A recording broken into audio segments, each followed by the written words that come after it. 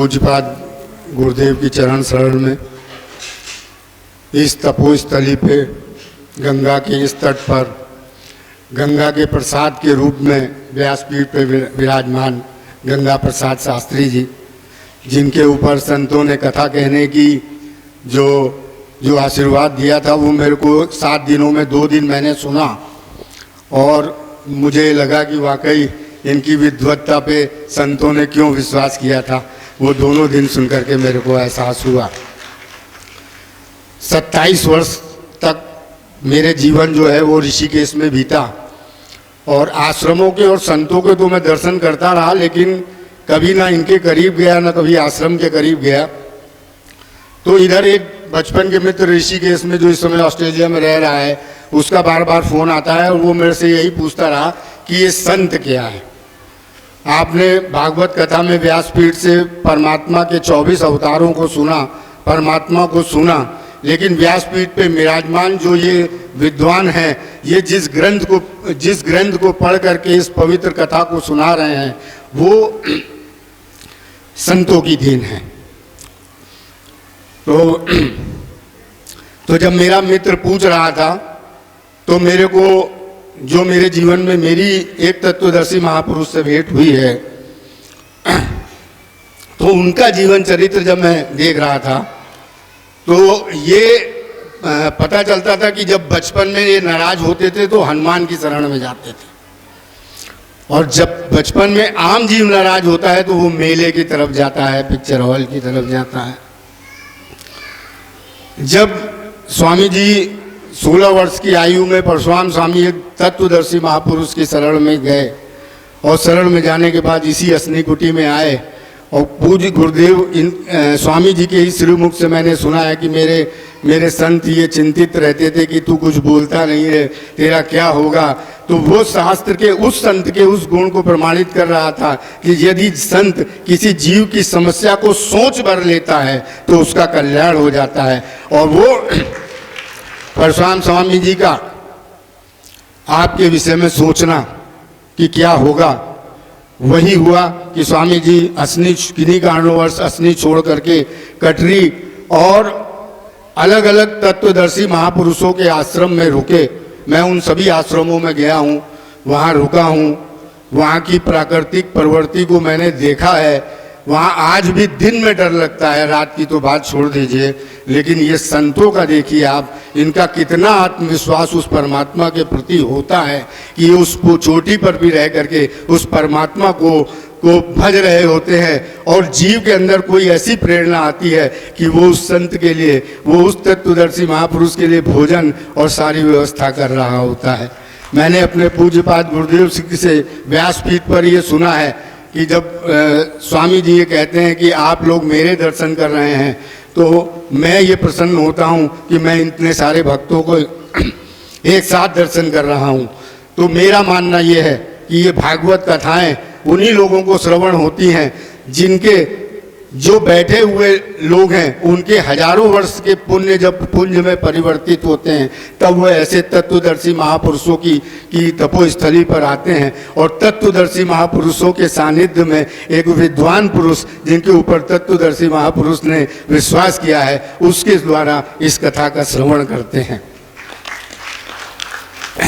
पूज्यपाद स्वामी जी के शरण में आने के पहले एक मन में भ्रम रहता था। ऋषिकेश में मैंने बाबाओं के विषय में सुना था, माताओं के भी मुख से सुना था, वो अपने बच्चों को डराती थी कि ज़्यादा मत चिल्लाओ, नहीं झोली वाला बाबा आ जाएगा, बाबा आएगा, बाबा मार के खा जाएगा।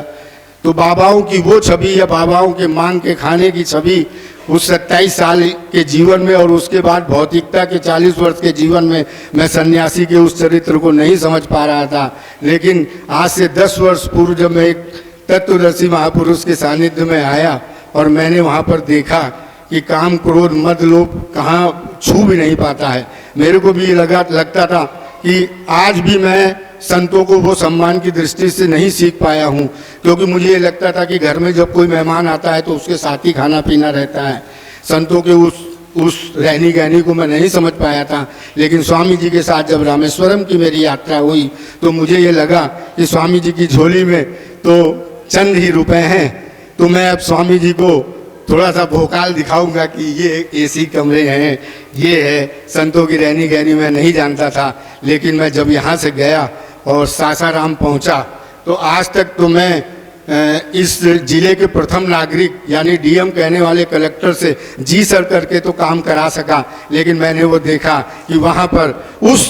जिले का जिला कलेक्टर उस तत्वदर्शी महापुरुष के रात में पैर दबा रहा है। और वो जिला कलेक्टर ने, जब मैं वहाँ उनके घर पहुँचा तो उसने अपने नौकरों को छुट्टी दे दी थी और उसने बता दिया था कि आज कोई भी कुछ काम नहीं करेगा, जो भी करेगा वो मेरे पिता, मेरी पत्नी और मेरे बच्चे करेंगे। और उस डीएम कहे आने वाले ने उस तत्वदर्शी महापुरुष का इस तरीके से सेवा की, जिसको देख करके मेरे को अंदर का अहंकार इस तरीके से नाली में जा रहा था जैसे गंदा कपड़ा धोने पर साबुन फेने की तरह जाता है।